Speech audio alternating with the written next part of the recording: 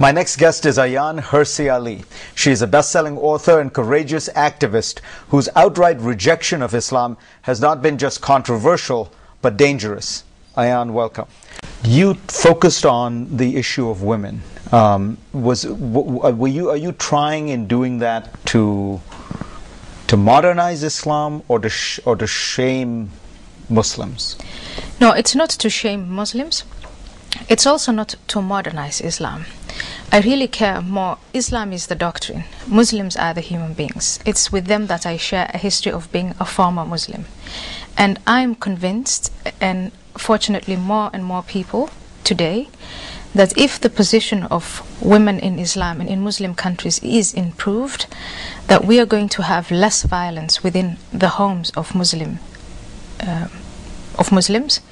and Muslim societies will be less violent, more informed, and that will lead, as we've seen in societies that have freed and respect the dignities of their women, will have peaceful, prosperous societies. That's a long way to go, but we have to start now by addressing those issues. What are the principles in Islam that make it possible for Muslim women to be treated as slaves? Do you take any great hope from the fact that when you look around the Muslim world in recent years, particularly in the last 2 or 3 years, you see a very marked drop in terms of support for not just Al-Qaeda and its ideology, but even Islamic fundamentalist parties from Malaysia, Indonesia, Pakistan? There does seem to be a kind of falling off of the kind of support that perhaps was just rhetorical, some kind of a protest vote or something. But in Pakistan, for instance, it's down to 4% or even less.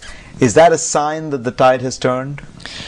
It has not turned yet, but it is a sign that the collision of ideas, the jihadists on the one side, Al-Qaeda and their followers who say we have to abide by the literal word of God, and those who say no, we want to modernize, that confrontation breeds change and progress. And that is why this whole confrontation between Islam and the West on the one hand, and among Muslims within their own societies and within their own homes, is so linked to the freedom of expression and to the freedom of conscience. Muslims for a long time, as individuals, as thinkers, as theologians, were always limited in what they could think and what they could not think and how they could express their thoughts. The more freedom of expression that there is, the more progress. And then these fundamentalists will lose the debate, because the recipe, the philosophy for life that they offer us is one that leads to violence, and it leads to poverty, and it leads to running around in circles for 1500 years. We've seen it, and it's now time to tell them no. But when you look in places like Somalia, where you come from, or Nigeria, there is still, a fairly strong movement of people who say we want to impose Sharia, Islamic law, which relates a lot of it to the issues of women. What is the appeal? Why is it that it still stays strong in places like that? Well, communities like Somalia, Nigeria, Afghanistan, before the United States went in there, are vulnerable because their whole infrastructure, the tribal one, and then the post-colonial fragile democracies, fragile states, nation states have collapsed. So it's very easy for these Al-Qaeda type people with a lot of money from Gulf states to come in and preach that Sharia law is the answer to our problems. And at first, all these hungry people, destitute people, people who have gone through a lot, civil war, it just destroys the place. They believe in it. And it's when they see people's hands cut off, when they see these stonings, when they see these atrocities committed in the name of their religion, that they protest and they say, no, this is even worse than the anarchy we lived in. But when you talk to women in Muslim societies, and I've done this a bunch, but I'm sure you've done it a lot more, what I find is they don't, of course, like Al-Qaeda, and they don't like the kind of barbarism toward women. But yet they think of themselves as socially quite conservative, and they would, for instance, be very enraged by the kind of message you send. Why is that? I mean, if you're hoping to improve the lot of women in Islam, surely it is puzzling to you that they don't they don't want your help, and they think that you're in some ways a destructive force, that you're anti-Muslim. Yeah, it's very interesting. If you look at the history of women's liberation in the West, which, you know, because of the elections when Hillary Clinton was still a candidate, it was repeated over and over again. What you see is, at first, people who are living under oppression and within a doctrine where they believe in their own oppression protest, and they protest against change. And so Muslim women today rejecting voices like mine is not in the history of the liberation of any liberation movement. It's not that strange. But when I say, if you disobey your husband, he has the right to beat you, you look that up in the Quran.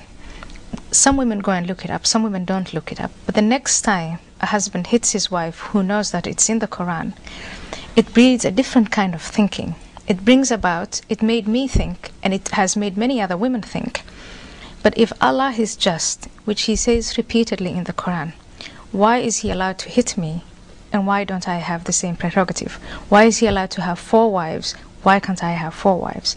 You know, what is just about that system? And that's what starts, I think, the process of thinking. And that's all I'm saying. At this point, voices like mine are all about, let's just start that process of thinking.